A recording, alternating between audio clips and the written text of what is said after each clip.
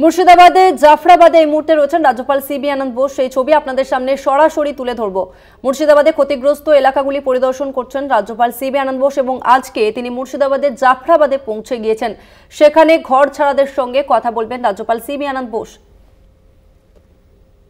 যে ছবি আপনারা দেখতে পাচ্ছেন যে রাজ্যপাল সিবি আনন্দ বোস তিনি মুর্শিদাবাদের জাফরাবাদে রয়েছেন। সেখানে ক্ষতিগ্রস্তদের সঙ্গে অর্থাৎ যারা ঘর ছাড়া এবং যারা সবকিছু ভিটেমাটি হারিয়েছেন তাদের সঙ্গে কথা বলছেন রাজ্যপাল সিবি আনন্দ বোস।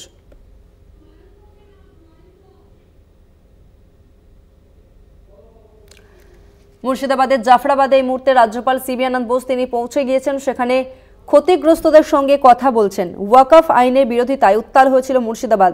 জেলা থেকে প্রাণ বাঁচিয়ে প্রচুর মানুষ চলে গেছেন মালদাতে। দিকে দিকে মুর্শিদাবাদের বিভিন্ন এলাকাতে হিংসা ছড়িয়ে পড়েছিল।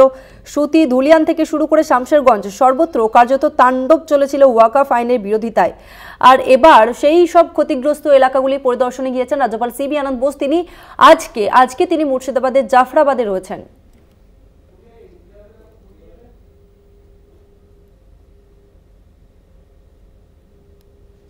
এবং একই সঙ্গে জাতীয় মানবাধিকার কমিশন এবং জাতীয় মহিলা কমিশনের প্রতিনিধিরা তারা একাধিক এলাকায় গিয়ে আক্রান্তদের সঙ্গে কথা বলছেন।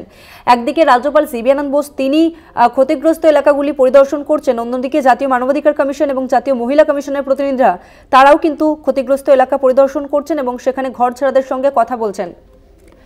আমাদের সঙ্গে ফোন লাইনে রয়েছেন প্রতিনিধি জয়ন্ত রায়। জয়ন্ত, আজকে মুর্শিদাবাদে জাফরাবাদে রয়েছেন রাজ্যপাল সিবি আনন্দ বোস। সেখানে আজকে তিনি ঠিক কি কর্মসূচি পালন করবেন, কাদের সঙ্গে কথা বলছেন রাজ্যপাল? দেখো তসমিনা, আমরা যেটা জানতে পেরেছি গতকাল রাত্রেই এখানে ঢুকে গেছে রাজ্যপাল এবং বিভিন্ন ঘটনাস্থল ঘুরে ঘুরে দেখছেন।